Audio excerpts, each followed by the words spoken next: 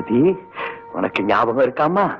ஒரு நாள் நீ எனக்கு ஒரு குழந்தை பெயிண்டிங் பிரசன்ட் பண்ண, நானு உனக்கு ஒரு தங்க குங்கும சிமிழ் பிரசன்ட் பண்ணேன்.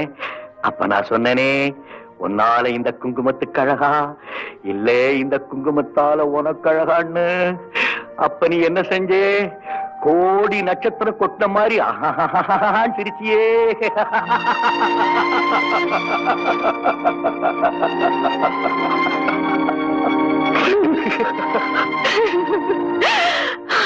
மலர் கொடுத்தேன்,